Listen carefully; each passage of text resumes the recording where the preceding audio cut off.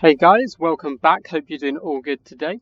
So we're going to be in charge of the mighty Dowie today, led by Belegar Ironhammer himself, up against Are We the Baddies, who's going to be taking an all-goblin list here, led by a very sneaky goblin war boss. So let's get this underway.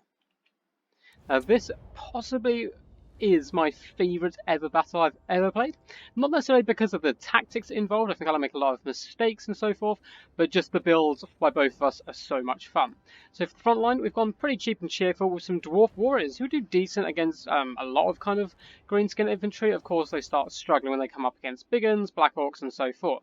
But also in the front line, we have gone for the Warriors of Dragonfire Pass here, which is the Regiment Renowned version, who I believe do flaming attacks, which is great, also having a bit of bonus extra stats. Now you're going to start seeing that flame is quite a big theme in our army right here. So for our back line, or the second line at least, we have a load of miners with blasting charges. Now these guys are going to be hanging around just behind the Dwarf Warriors to ensure they get off both their throws of their satchel charges before managing to charge in and integrate themselves in with those Dwarf Warriors. Now we do have a mighty flame cannon here, something that's not often picked, and I can kind of see why. It's quite short range for what it does, but it is great anti-infantry, and if it gets its shots off and you can protect it enough, it can cause a lot of havoc, and of course, is flaming attacks.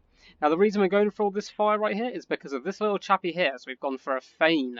And normally you see me bring two runesmiths, but instead I thought I'd give this guy a go, and he has brought Ironbeard's Ring, which gives a plus 22% weakness to fire damage to all enemies in this area around him. So of course he's going to be hanging out with his bros here, the Warriors of Dragonfire Pass, for the extra flame damage.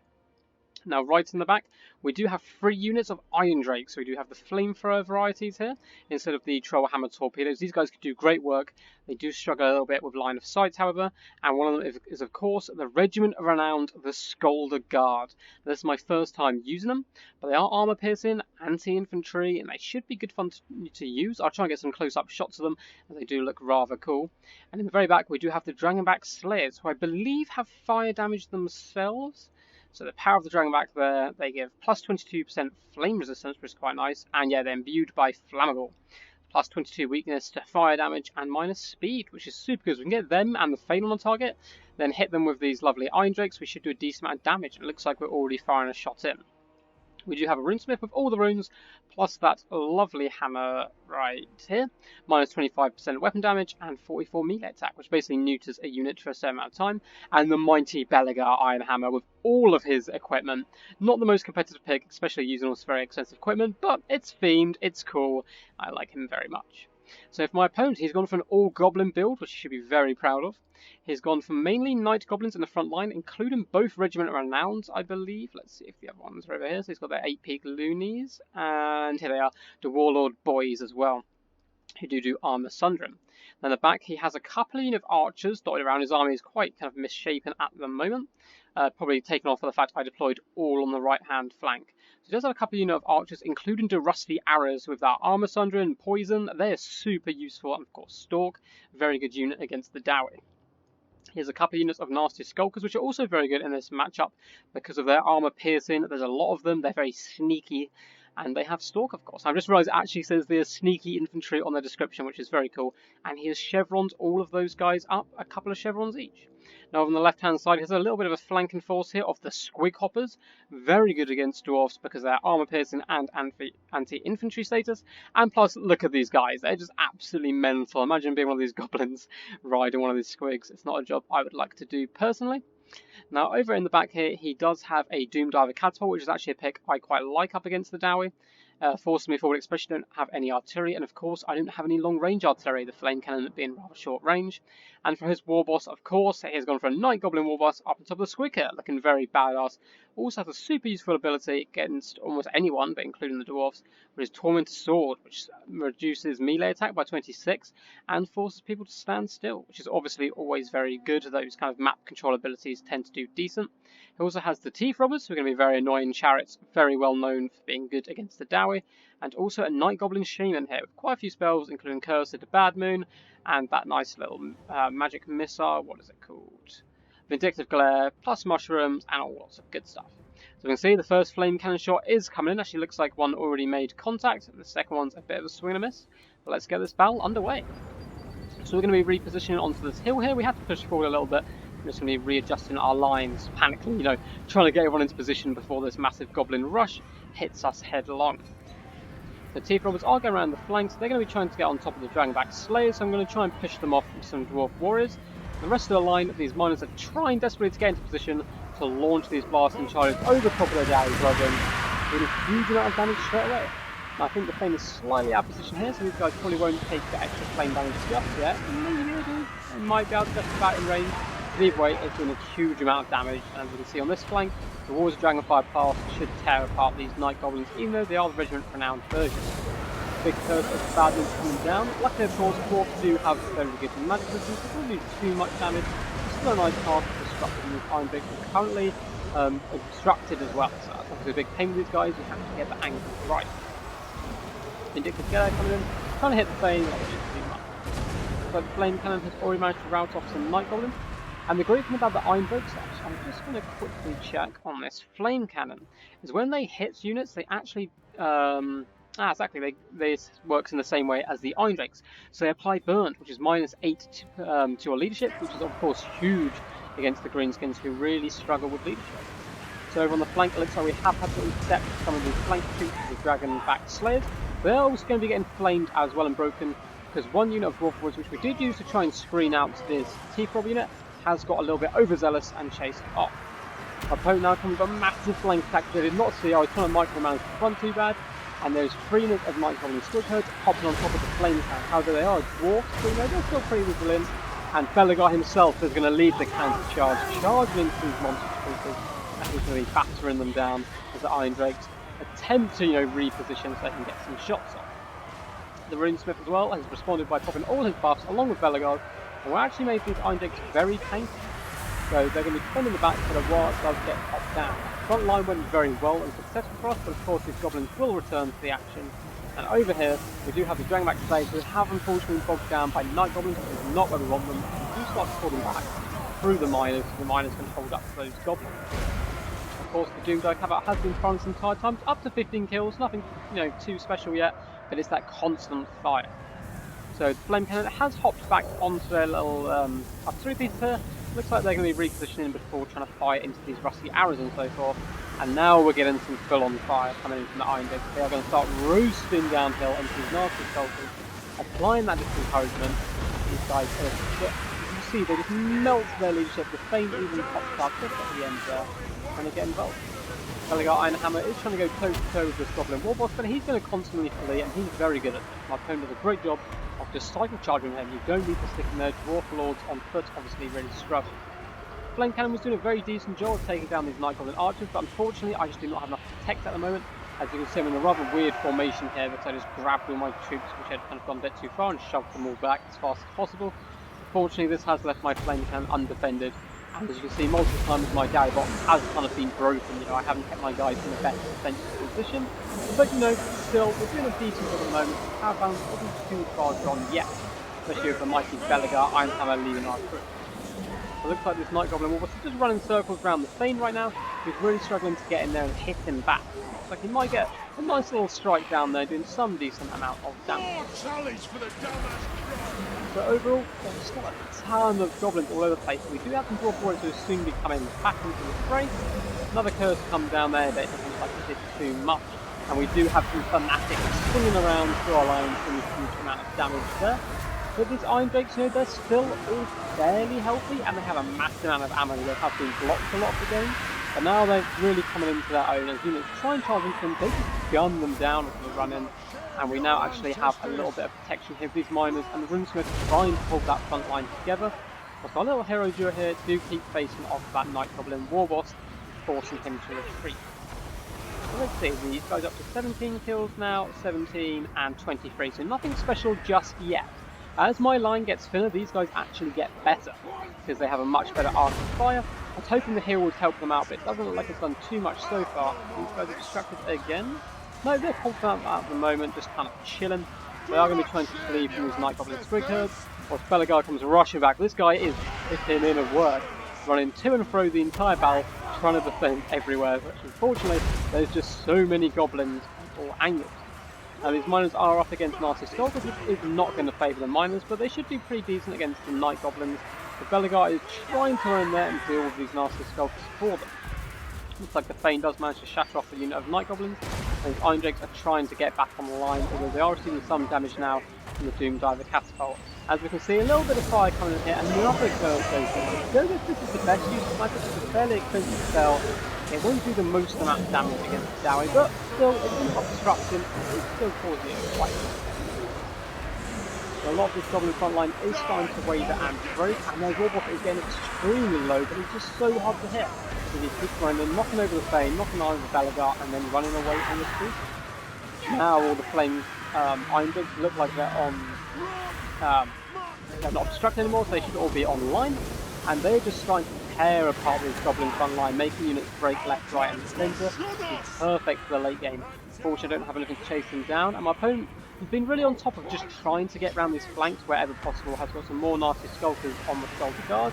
These other two units are just going to turn around and absolutely annihilate these nasty Skulkers here. They have started to break, they're going to run away. Of course, it looks like Thane is on the run, but he should come back. You know, these Dragonback Slayers here are going to shame him on the way by and force him to take the Slayer over himself, turn around and come back into combat.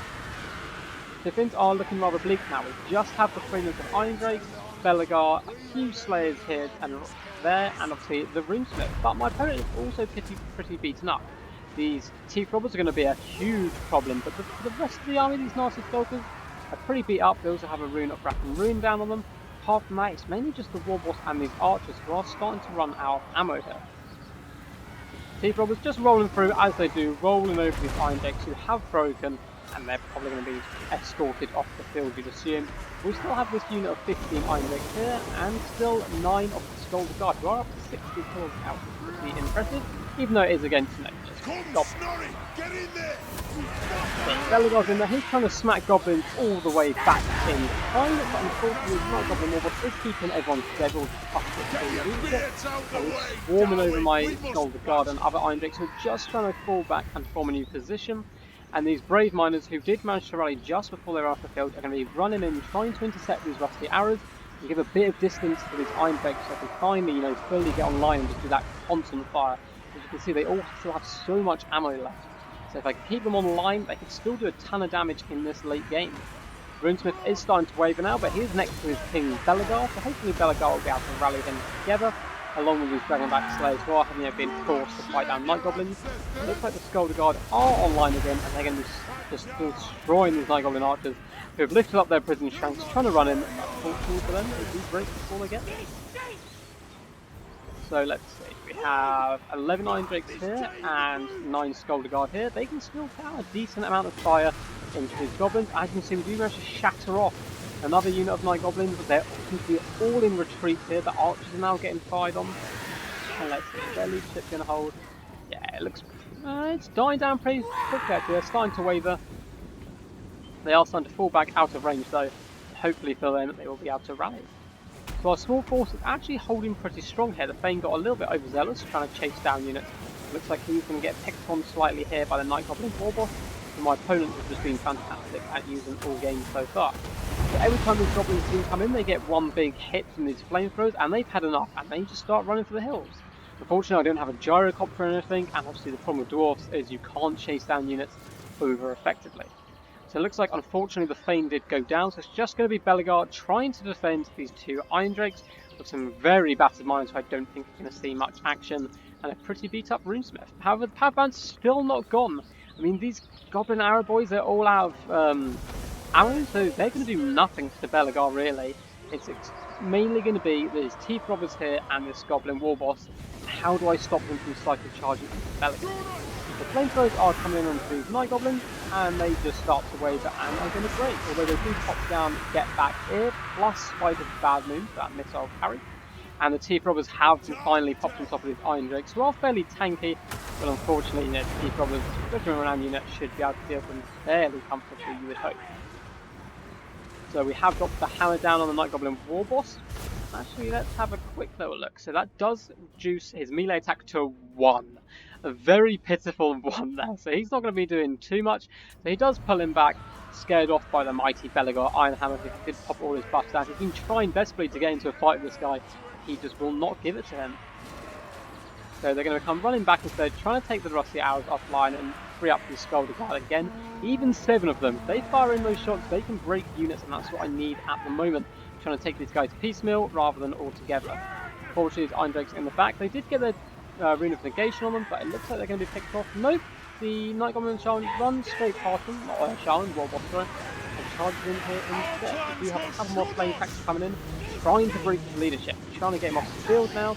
He's quite low health, he's beaten up, he's got, Belegar near him and whatnot. Trying to break him, but it looks like he's going to manage to pop into combat. Does pop down the Tormentor's sword, and we are in big trouble now. So the Skulder Guard are going to turn around. They're on guard mode, so they can still shoot in combat, and they're going to be shooting this Night Goblin Warboss, trying desperately to get him off the field. If we can break him here, he's most likely going to run off the field, and if that happens, Belegar should be able to just take down this chap. Got Doom Diver crews in here, and Arrow Boys without ammo. He should be fine if we can just break the Warboss, who is now down to 378 health. Fortunately though, it looks like the Skulder Guard do break eventually, and shaming their king, abandoning their king here on the field, and everyone has now broken. My opponent's going to do a great job just taking this Night Goblin Shaman, ensuring these Iron Drakes go off, taking his Lord, and he'll probably chasing down these last Skulder Guard here. So it is the Belegar, the last Dwarf standing. He is the most stubborn of Dwarf. And he's just going to be holding the line here, going toe-to-toe with some Thief Robbers here. Hopefully managing to bring them down. He's just slapping them with his hammer. He's got some really cool attack animations there. I think he does go for a big headbutt as well at different points. A little technical spin there, and smacking down some of these wolves who are holding on to this chap. So he's going to be getting in there, he's going to be trying to do work, and he's still fairly healthy. If he can just stand and not retreat, be in pretty good shape, especially if he can get a few good hits on this Night Goblin Warboss. There's a nice vindictive glare that just came in there from the Night Goblin Shaman, and Belegar, he's not one to sit around, he's going to go charging back into the fray here. Looks like he almost actually managed to break those Thief Robbers, and he's slapping forward with his shield, pops his mighty Oak Stone, isn't that a bit of charge defense, and he's going toe to toe with this Night Goblin Warboss now. If he can just get a few hits through, just breaks this guy down, he's all good, but he is starting to waver himself. I believe his leadership's not doing too bad at the moment, but as his health takes a hit there, his leadership all of a sudden comes smacking down, and he does unfortunately break. So close there. Fantastic game. I enjoyed this game massively actually. So valiant defeat, let's go to the end stats. So unfortunately we're going to have to write Are We the Baddies into the Great Book of Grudges, but fantastic game. Definitely hope to meet him on ladder again sometime soon. Now this was a really fun build. It wasn't really taking it to be competitive. I've kind of stopped trying to do too much competitive on the ladder system, which is the quick battle system. At one point I managed to get into top 800, which I was very happy with. And then I've just fallen off. I'm like, I'm miles away from that now. I'm just trying to be bringing fun builds and experiment as much as possible, and I'll only really be trying to do competitive if I do play in any tournaments, which of course I will also cast anyway. But overall, these Iron Drakes did pretty good. If I could get them firing the whole game, they would have done amazing amounts of damage. I mean, all these kills really came late game. 86, 50, 101 is not too bad.